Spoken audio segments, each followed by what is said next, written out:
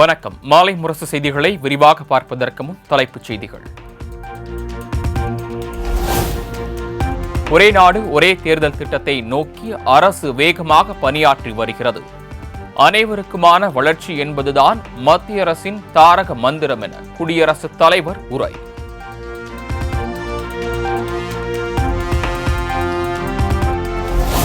விவசாயிகளுக்கு 41,000 கோடி ரூபாய் நலநிதி வழங்கப்பட்டுள்ளது.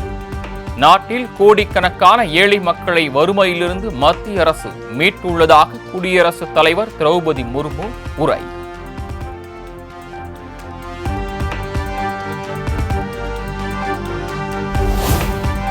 விவசாயிகள் பெண்கள் நலன் கருதி மத்திய அரசு பணியாற்றி வருகிறது. 70 வயதுக்கு மேற்பட்ட முதியவர்களுக்கு காப்பீடு அமல்படுத்தப்பட்டுள்ளதாக குடியரசுத் தலைவர் முர்மு உரை.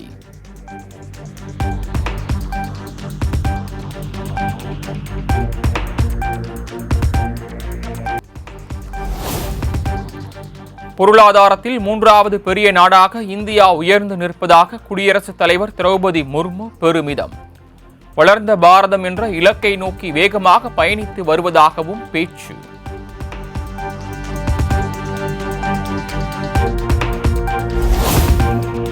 ரயில் பாதை மூலம் கன்னியாகுமரியும் காஷ்மீரும் இணைக்கப்பட்டுள்ளது. நாடு முழுவதும் சாலை உட்கட்டமைப்புகளை மேம்படுத்தப்பட்டுள்ளதாகவும் குடியரசுத் தலைவர் திரௌபதி முர்மு பெருமிதம்.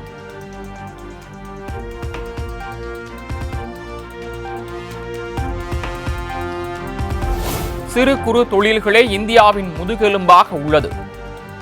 100வது ராக்கெட்டை ஏவிய இஸ்ரோவுக்கு குடியரசுத் தலைவர் திரௌபதி முர்மு வாழ்த்து.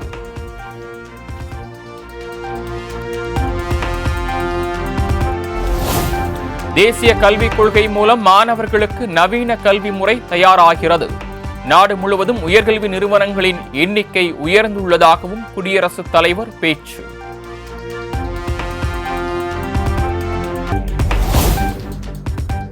Make in India, start up உள்ளிட்ட பல்வேறு திட்டங்களால் வேலை வாய்ப்பு அதிகரிப்பு. நாட்டின் புதுமைக்கு ஸ்டார்ட் அப் நிறுவனங்கள் முழு பங்காற்றுவதாகவும் திரௌபதி முர்மு பேச்சு.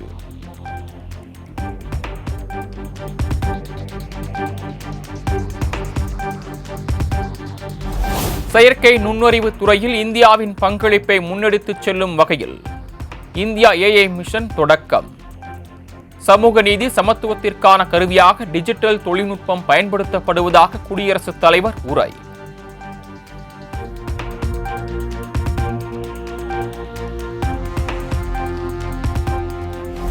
அனைவருக்குமான திட்டங்கள் புத்தாக்கம் முதலீடு அடிப்படையில் பட்ஜெட் அமையும். 2047 இந்தியா வல்லரசாக மாறும் வகையில் மத்திய பட்ஜெட் அமையும் என்றும் பிரதமர் மோடி பேட்டி.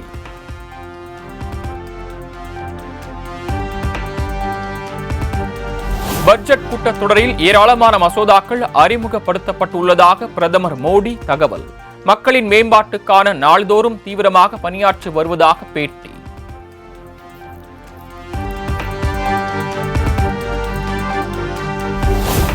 மத்திய மாநில அரசுகள் இணைந்து செயல்பட வேண்டுமென பிரதமர் மோடி வலியுறுத்தல். சீர்திருத்தம், செயல்பாடு மாற்றம் என்பதே மத்திய அரசின் முக்கிய கொள்கையாகும் எனவும் உறுதி.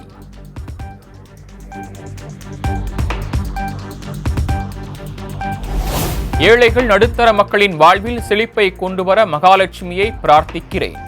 பட்ஜெட் கூட்டத்தொடர் சுமூகமாக நடைபெற அவரை வேண்டிக் கொள்வதாகவும் பிரதமர் மோடி பேட்டி.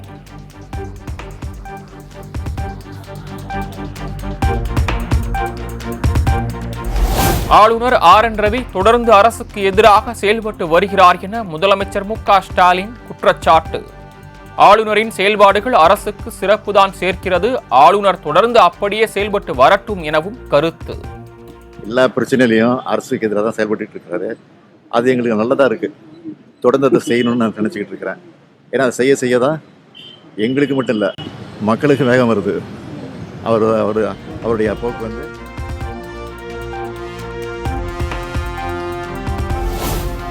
பெரியாரை மரியாதை குறைவாக பேசுபவர்களுக்கு மரியாதை அளிக்க தயாராக இல்லை.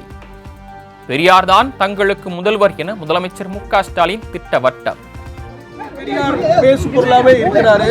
அவர் மீது இன்னமும் விமர்சனம் வைக்கிறாங்க. அதை எப்படி பெரியாரை மரியாதை குறைவாக பேசக்கூடியவர்களுக்கெல்லாம் நான் மரியாதை கொடுக்க தயாராக இல்லை. ஏன்னா பெரியார் தான் எங்களுடைய தலைவர், எங்கள் தலைவர்களுக்கெல்லாம் தலைவர் அவர் தான். அதனால் அதை நாங்கள் பெருசுப்படுத்தல, பொருட்படுத்த தேவையில்லை.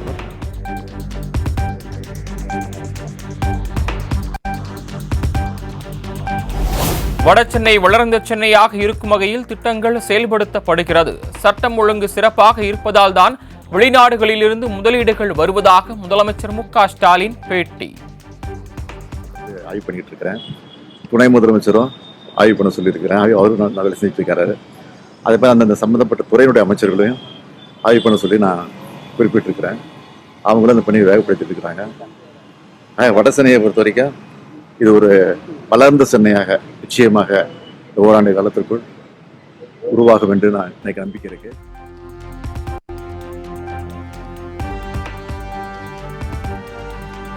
வண்ண மீன்கள் விற்பனை மைய பணிகளை பார்வையிட்ட முதலமைச்சர். திட்டத்தின் சிறப்புகள் குறித்து முதலமைச்சரிடம் எடுத்துரைத்த அதிகாரிகள்.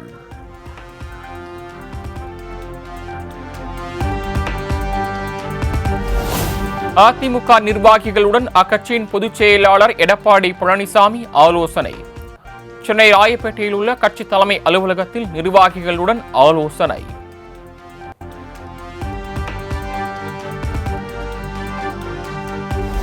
தமிழக வெற்றிக் கழகத்தில் இணைவதற்காக பனையூர் அலுவலகத்திற்கு வந்தடைந்தார் அதிமுக ஐடி பிரிவு இணைச் செயலாளர் சிடிஆர் நிர்மல்குமார். வாசலுக்கு வந்து வரவேற்று அழைத்துச் சென்ற பொதுச் செயலாளர் புசி ஆனந்த்.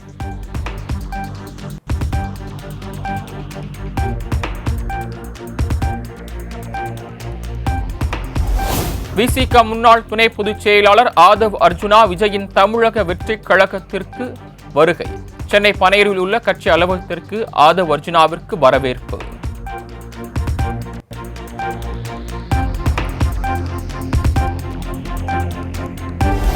தமிழக வெற்றிக் கழகத்தில் ஆதவ் அர்ஜுனாவிற்கு தேர்தல் சிறப்பு பிரிவு பதவி வழங்க திட்டம். தேர்தல் பிரச்சாரம், தேர்தல் பணி உள்ளிட்டவற்றை கவனிப்பார் என தகவல்.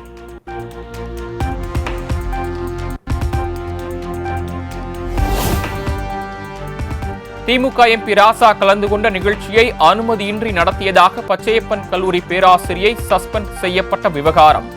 கல்லூரி நிர்வாகத்தால் பணி இடைநீக்கம் உத்தரவை ரத்து செய்து சென்னை உயர்நீதிமன்றம் உத்தரவு. போராட்டங்களுக்கு அனுமதி கோரி விண்ணப்பிப்பதற்கான கால அவகாசத்தை நீட்டிக்கும் வகையில் சட்ட திருத்தம் கொண்டு வர வேண்டும். 5 நாட்களிலிருந்து 10 நாட்களாக நீட்டிக்கும் வகையில் சட்ட திருத்தம் கொண்டுவர சென்னை உயர்நீதிமன்றம் உத்தரவு. முதல் தகவல் அறிக்கையை உடனடியாக காவல்துறை இணையதளத்தில் பதிவேற்ற நடவடிக்கை எடுக்க வேண்டும். சென்னை காவல் ஆணையருக்கு முதன்மை அமர்வு நீதிமன்ற நீதிபதி எஸ். கார்த்திகேயன் கடிதம். பேரறிஞர் அண்ணாவின் 56வது நினைவு நாளையொட்டி வருகிற 3ஆம் தேதி முதலமைச்சர் மு.க.ஸ்டாலின் தலைமையில் திமுக அமைதி பேரணி. இதில் பங்கேற்க தொண்டர்களுக்கு திமுக தலைமை கழகம் அழைப்பு.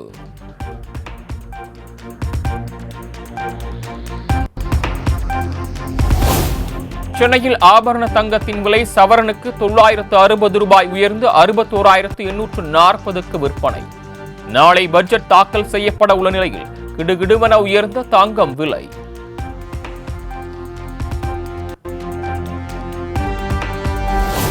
சென்னை மாநகராட்சியில் முதலமைச்சரின் காலை உணவு திட்டத்தினை மாநகராட்சியே தொடர்ந்து செயல்படுத்தும். தனியாருக்கு ஒப்பந்தம் வழங்க உள்ளதாக வெளியான அறிவிப்புக்கு கடும் எதிர்ப்பு எழுந்த நிலையில் மேயர் பிரியா அறிவிப்பு.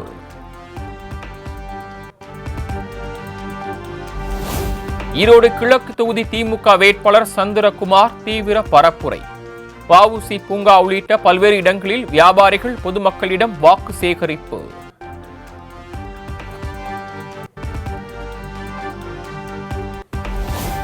சென்னை ஈசிஆர் சாலையில் பெண்களை இளைஞர்கள் சிலர் காரில் துரத்திச் சென்ற விவகாரம்.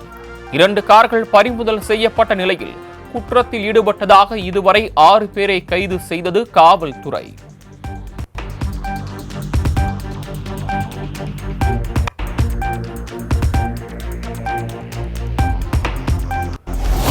வாட்ஸ்அப்பை ஹேக் செய்து நூதன முறையில் பணம் பறிக்கப்படுவதாக சென்னை காவல்துறை எச்சரிக்கை.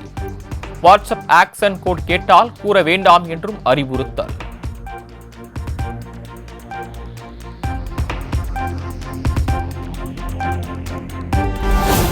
புதுச்சேரியில் உள்ள தனியார் பள்ளிகளில் மாலை 6 மணிக்கு மேல் மாணவர்களுக்கு சிறப்பு வகுப்பு நடத்த தடை. சிறப்பு வகுப்பு எடுக்கப்பட்டால் கடும் நடவடிக்கை எடுக்கப்படும் என பள்ளி கல்வித்துறை எச்சரிக்கை.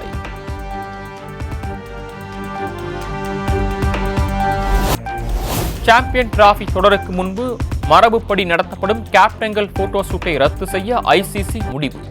முதல் போட்டிக்கு 3 நாட்களுக்கு முன்பாக தொடக்க விழா நடத்தப்படும் என பாகிஸ்தான் கிரிக்கெட் வாரியம் தகவல்.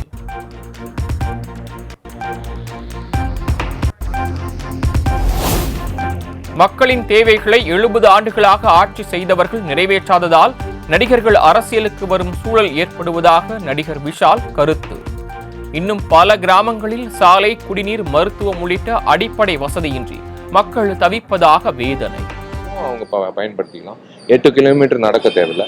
இந்த மாதிரி எத்தனையோ கிராமங்கள் இன்னும் ரோடு போடாம, மருத்துவ வசதி இல்லாம, கர்ப்ப பெண்மணிகள் அவ்வளவு தூரம் கொண்டு போகணும். நிறைய விஷயங்கள் இருக்குங்க. அது ரொம்ப தர்ம சங்கடமா இருக்கு. அதெல்லாம் நீங்க நிறைவேற்றினீங்கன்னா